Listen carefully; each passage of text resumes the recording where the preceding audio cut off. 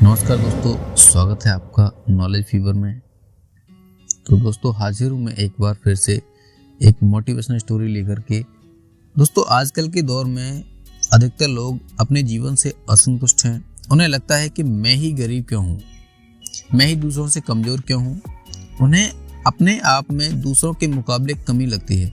वे इसका दोष भगवान को देते हैं, जिन्हें अपनी स्थिति का कारण ठहराते हैं। इस कहानी में आपको इस प्रश्न का संपूर्ण उत्तर मिल जाएगा और आप भी अपने जीवन से संतुष्टि महसूस करेंगे। बहुत समय पहले की बात है, एक गांव में धर्म उपदेश देने के लिए शिविर लगा था। शिविर में भगवान बुद्ध पहुंचे थे। गांव के लोग अपनी अपनी समस्याएं लेकर उनके पास जाते और उनसे समाधान प्राप्त करके वहां से ऊर्जावान होकर लौटते। गांव के बाहर एक गरीब राह में बैठा हुआ था।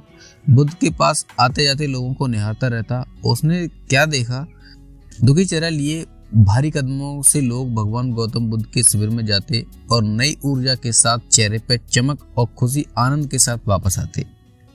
गरीब ने सोचा, क्यों ना मैं भगवान के पास अपनी समस्या लेकर के जाऊं।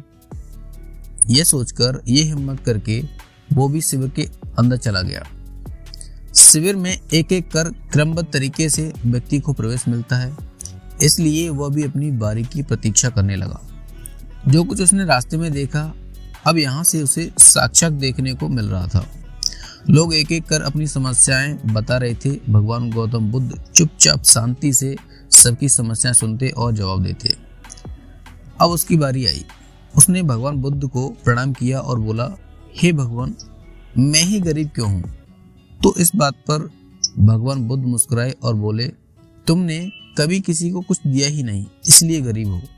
इस पर वो आश्चर्य से भगवान गौतम बुद्ध का मुंह ताकने लगा। भगवान, मेरे पास कुछ देने के लिए है ही नहीं, बड़ी मुश्किल से तो गुजारा हो पाता है, और आप कह रहे हो कि तूने किसी को कुछ दिया ही नहीं। कभी कभी तो भूखे सोना पड़ता है, इतना गरीब हूँ।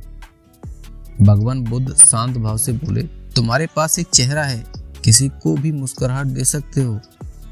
तुम्हारे पास मुंह है, किसी की भी प्रशंसा भरे शब्द कह सकते हो।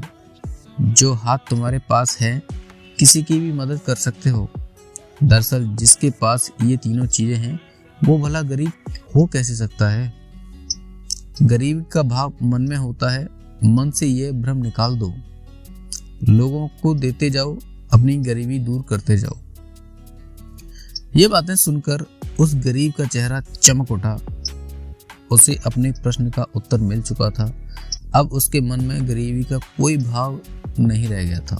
दोस्तों, इस इच्छा को अपने जीवन में उतारकर कुछ ही दिनों में उसका जीवन भी सुखमय हो गया और खुशी से भर गया।